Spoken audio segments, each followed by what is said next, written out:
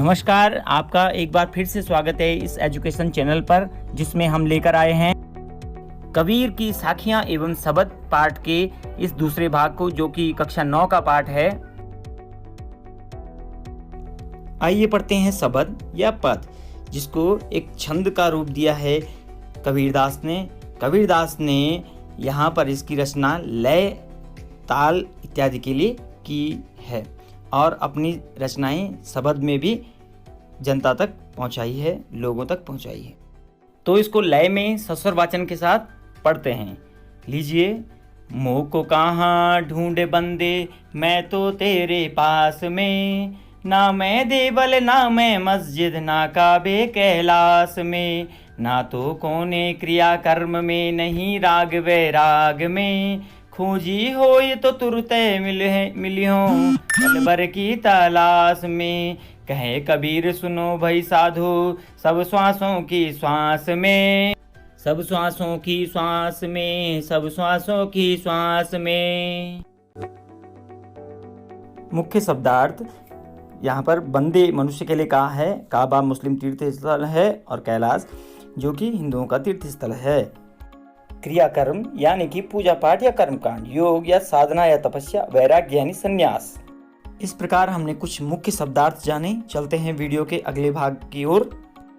देखते हैं शब्द का कुछ परिचय, संदर्भ, प्रस्तुत पंक्तियां पाठ्य पुस्तक क्षितिज के काव्यखंड के कबीर की साखियां शब्द नामक पाठ से ली गई हैं। इनके रचयिता कबीरदास जी हैं।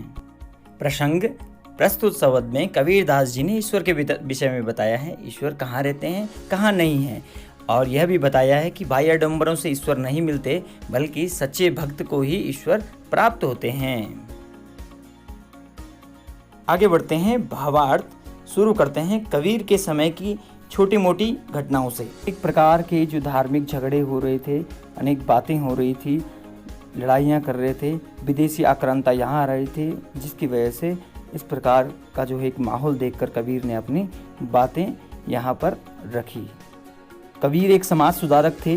उस सदी में रविदास, गुरु नानक, कबीर जैसे अनेक महापुरुषों ने जन्म लेकर समाज में अनेक बातों को काटा, अनेक बातों का खंडन किया और अच्छे विचार यहाँ पर दिए। तो अब अर्थ स्टार्ट करते हैं। देखते हैं भावार्थ या व्याख्या। इस शब्द को स्टार्ट करने से पहले मैं आपको बताना चाहता हूँ कि कबीरदास की जो मानते थे वो सगुण ईश्वर को नहीं मानते थे। जैसे हम राम को मानते हैं, राम की मूर्ति को मानते हैं, वो उसको नहीं मानते थे। मूर्ति का उन्होंने जो है वो विरोध किया है। तो उनके ईश्वर जो हैं वो निराकार हैं, कोई उनका रूप रंग नहीं है। इस शब्द में कबीरदास ने परम ब्रह्म जो निराकार स्वरूप हैं उनको ईश्वर माना है और उनके द्वारा संबोधन की बात कही है।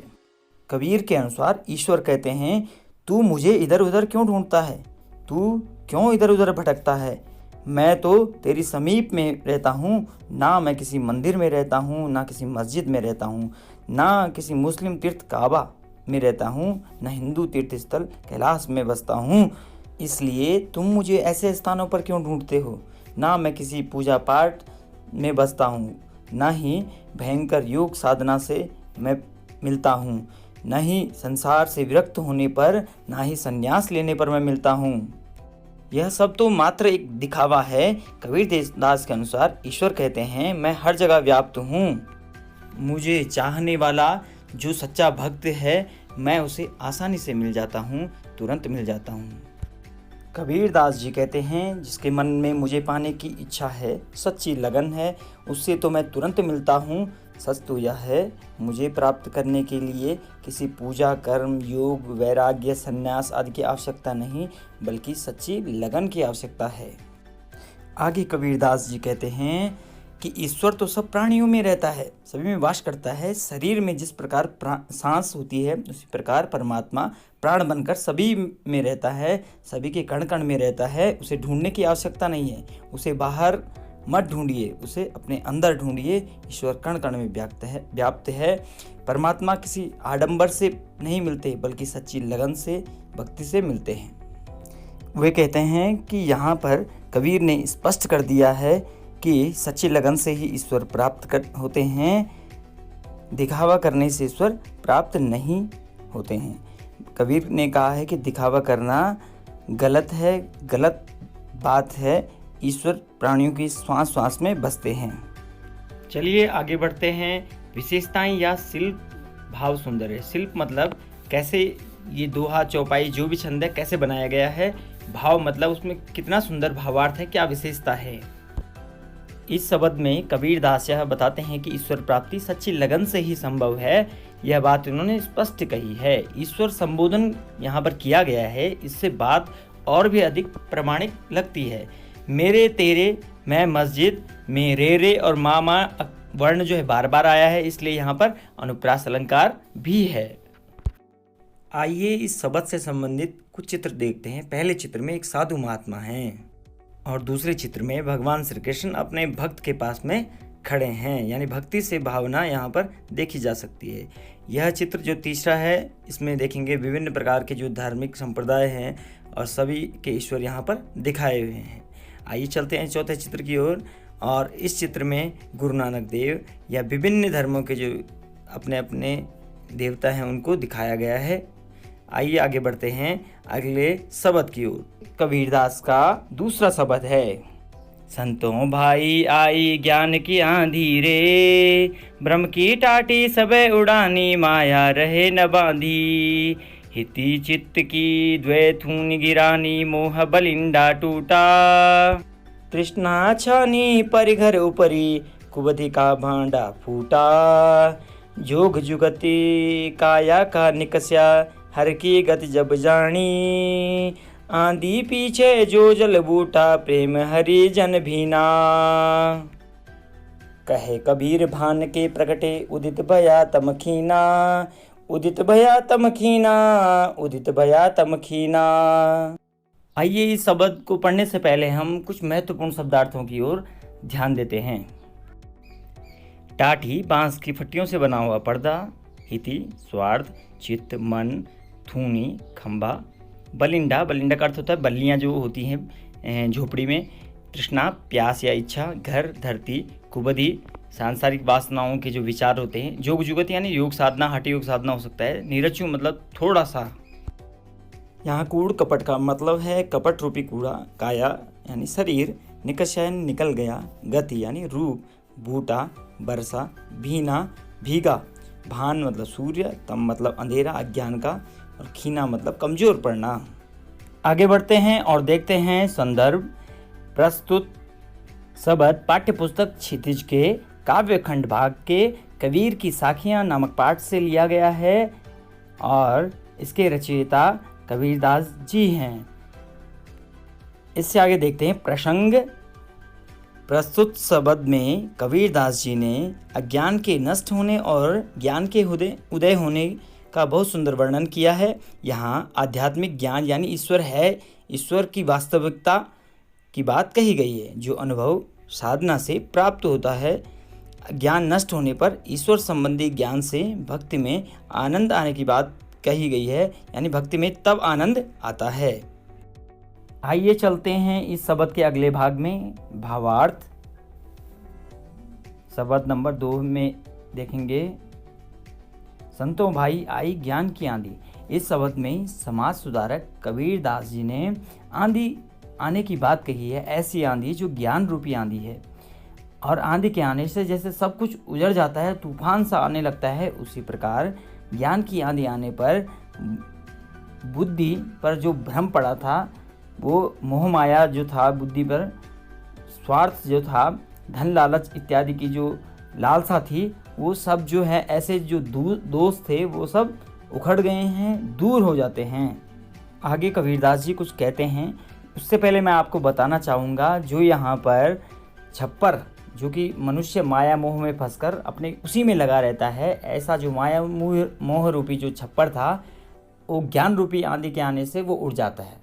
तो यहाँ पर देखेंगे कबीरदास कहते हैं, यानी कि यहाँ पर ज्ञान को आंधी कहा है और अज्ञान और भ्रम या मोह माया को यहाँ पर छप्पर कहा है, जो कि ज्ञान रूपी आंधी आने से मोह माया रूपी छप्पर उड़ने लगता है।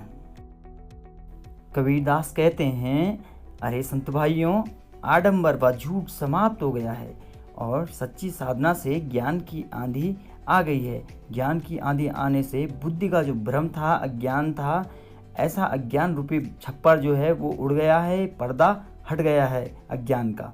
माया रूपी रस्सी के उसे बांध न सकी है।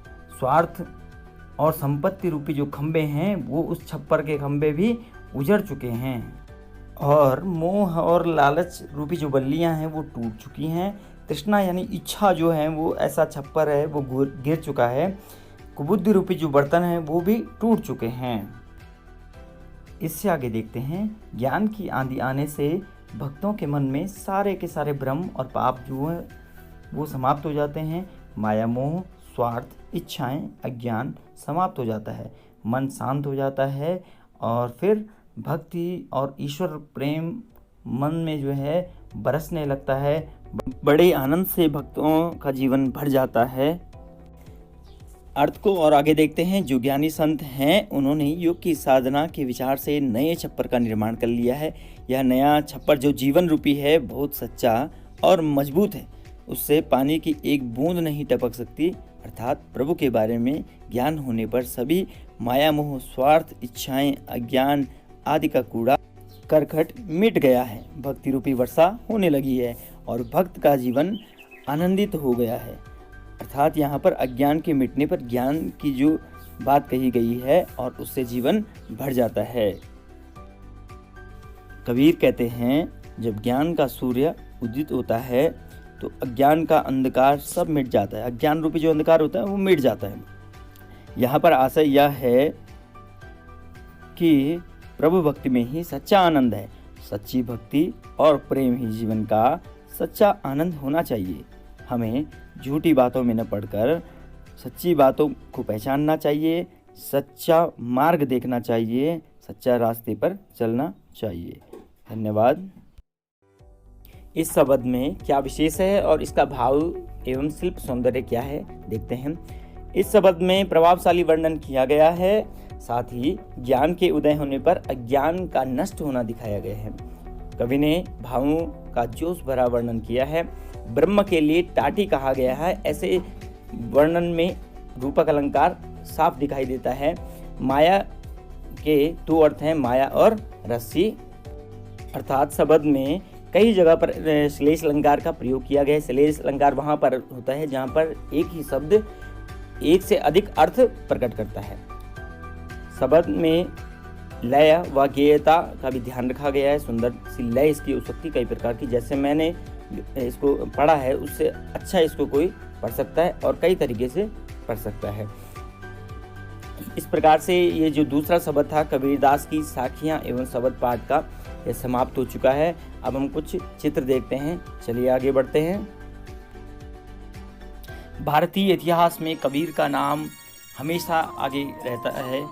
हमें यह देखने को मिला है कि भक्तिकालीन समय में कबीरदास ने जितने भी जो हैं समाज में बाई आडंबर थे, विभिन्न प्रकार की प्रथाएं थी, कुप्रथाएं थी और लोग जो झगड़े कर रहे थे, इन सब का विरोध किया, खुला विरोध किया और समाज को सुधारने में एक महत्वपूर्ण भूमिका निभाई। ऐसे थे कबीरदास, उनको हमेशा याद किया जाएगा। आगे हम अगले चित्र को देखते हैं। यहाँ पर देखते हैं आंधी है आई और घर नष्ट हो चुका है। वैसे ही ज्ञान रूपी आंधी से भक्त के जो द्वेष होते हैं वो सब नष्ट हो जाते हैं और आनंद से जीवन भर जाता है। सच्चे ज्ञान से ईश्वर के प्रति सद्भावना आती है और ध्यान में भी मन लगने लगता है। और कबीर मानते हैं कि सांसारिक जो माया मोह है वह सब दूर हो जाता है और सच्चे संत की तरह ध्यान लगने लग जाता है। ईश्वर भक्ति में मन लगने पर जितना भी छल कपट होता है वह सब दूर हो जाता है, मन शांत हो जाता है। जैसे सूर्य के उदय होने पर अंधकार समाप्त हो जाता है, जैसा कि इस चित्र में दिखाया गया है, प्रातःकालीन सूर्य को अंधकार नष्ट करते हुए। आज का पाठ यहीं पर समाप्त करते हैं। बहुत बहुत धन्यवाद। और कबीर की साखियाँ एवं शब्द पाठ के जो अभ्यास प्रश्न हैं वो हम भाग 3 में देखेंगे। मित्रों, आपका बहुत बहुत धन्यवाद पूरी वीडियो देखने के लिए। साथ ही लाइक इस चैनल को देखते रहें, इसमें हिंदी की जो वीडियो है वो देखते रहें। अगर आपको यह वीडियो अच्छी लगी हो तो मेरे चैनल को सब्सक्राइब करना ना भूलें और साथ ही में करें लाइक, कमेंट और शेयर और बेल आइकन दबाना ना भूलें। धन्यवाद।